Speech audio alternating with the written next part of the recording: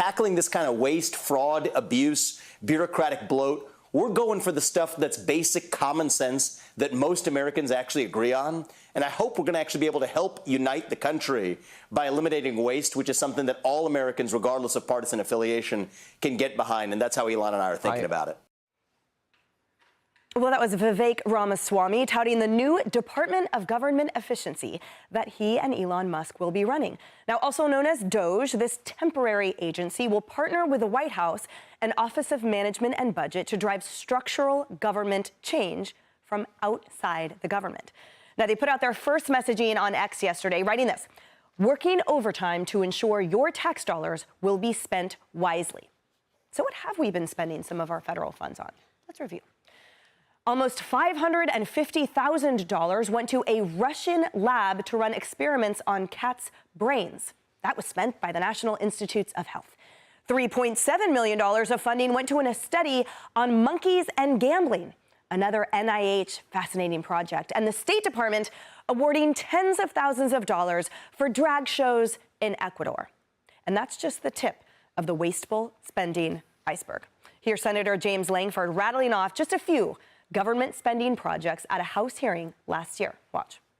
Last year, the State Department did a grant to Ecuador to host 12 drag shows in Ecuador with American tax dollars. Now, may have different opinions in this room on drag shows. I'm just asking the simple question: is the best use of American tax dollars to actually fund drag shows in Ecuador with U.S. tax dollars? National Science Foundation last year did a study of butterflies in Europe. So we funded with American taxpayer dollars. Last year there was also a NEA grant that was done to set up a display in Brooklyn for the Sgt. Pepper's Lonely Hearts Club Band, which, by the way, is not even an American band. We had an almost, $350,000 grant to study smart toilets. Was one of the grants that we actually paid for with our federal tax dollars last year. We also had a grant that was done studying colonial Mexican soundscapes. We, last year, did a study on helmets and seatbelts in Ghana to be able to study whether seatbelts and helmets were effective for saving lives in Ghana. Can I just go ahead and answer that question for free? Seatbelts and helmets are a good idea. They save lives. Free. Haley, the American people had no idea about this, and how would they when the administration we are disentangling ourselves from is committed to an opacity, and at the same time Americans can't afford grocery bills? But hey, let's spend millions on a bunch of ridiculous projects outside this country. It is complete and total malpractice, and the biggest government positions to me that have been appointed are Vivek Ramaswamy and Elon Musk in this new department. And it's not just the money. The money is a big part of it. It is gutting the career civil service from this administration. Let me give you an example. Trump becomes president in 2016. Trump goes in. Do you want to know what happens 1 month later? 1 month after he is president of the United States, commander-in-chief, a vote of the American people, details of his calls with the foreign leaders of Mexico and Australia were leaked.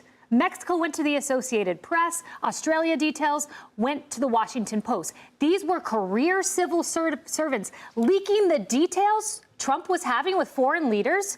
They need to go. The American people spoke. He is president of the United States. Get rid of the bureaucracy. It's not about undermining Trump. That's undermining you, undermining your vote. Get rid of them on day one. Vivek, I know, is up to the task. I've had conversations with him about this.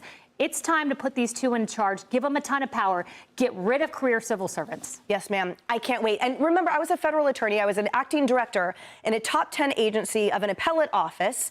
And I really can't express adequately what it is like to push against the beast of spending. And among those spendings, I want to talk to you about something, Paul, which is the overpayments. This is where the waste comes into play. $3 trillion, Open the Books reported, since 2004. They define it as essentially wrong payments to the wrong person or for the wrong reason. Do you think Americans will give that back? Because I saw firsthand the billions of overpayments by the Social Security Administration where, oh, I'm sorry, guys, we just wasted $3 billion for no reason other than ineptitude, incompetence, or sheer laziness. And my point is that it is the structure that bakes it in. So Elon and Vivek are coming in and they're going to blow up that structure just like this. Well, we gave them money before, so we're going to do it again. No, we do not inherit the incompetence anymore. I'll give you a good example, salient example. So apparently it's bouncing around online that when Pete Hegseth got SecDef, there was a quote from a government contract, military contractor, saying essentially, who the blank is Pete Hegseth? That is exactly the reaction you want, right? Mm-hmm. Because who's this outsider that's going to come in, that's going to kick this whole thing over, essentially, right? Mm-hmm. It's not somebody that he's taken to lunch. He's been whining and dining for the last 20 years, that he knows the contract's a done deal. That's exactly what you're talking about, Kaylee, and that is what you need. The other thing is, two things real quick. First of all, why are we funding all these bad ideas in other countries? We have enough bad ideas of our own, for the love of God. Why are we, helmets and God, come on. That's one thing. The other thing is this, real quick. I know and I recognize, and this is the argument against it, that the real money we have to worry about is Medicare, Social Security. I get those are the big numbers. I understand that. But these wasteful products still take us into the billions, right? It still matters. Yep. What you do, and this is what I'd like to see, is as you cut these superfluous programs, put them into something that people visually see. Say, we cut $500 million from this nonsense. We built an old age home for veterans. Here it is, in Maryland, in Virginia, in wherever. And that money went here, something useful, something domestic. Yeah. Well, let's do a little more examples of this squander of what your money, guys, the government's money, that is your money. So let's show you a few more things of outrageousness that our tax dollars are being spent on. $100,000 to see if a sunfish is more aggressive when given gin or tequila. Oh, my gosh. $1 million to see if selfies make you happy. $1.5 million to study the mating calls of country frogs to see if they are different than city frogs. That, Cheryl, is what hardworking Americans' tax dollars are going to. Oh, I have more. Why is the University of Mississippi spending $12 million for monkeys on meth? And why did the EPA spend $620 grand for armor and night vision equipment? Somebody explain that one to me. But I'll tell you what, the biggest one that killed me was the fact that the IRS between October of 21 and 23, they've got $50 million in unpaid taxes from their own employees. Whoa. IRS employees owe $50 million in back taxes. I want that. I want the IRS so gutted at this point. And Elon Musk, remember what he did with Twitter? He slashed out 70% of the employees at Twitter when he I can't wait for that boulder to smash the glass house of the IRS. But I have to tell you, the other thing, too, is why does Anthony Fauci and Rand Paul pointed this out? Why does he have a $15 million security detail? We covered that here on this couch, Harris. And at the end of the day, the whole point is now President Trump is saying, not anymore, not on my watch. We are going to audit the government, and we are going to stop the spigot of hemorrhaging, and we are also going to do a better job auditing, because it's clear that Americans do a better job auditing their own finances than the government does. So a lot of that, and then I'm looking at that federal spending and adding up what you just called out, Cheryl. And all of that ends up being relatively small money considering how much they want to cut.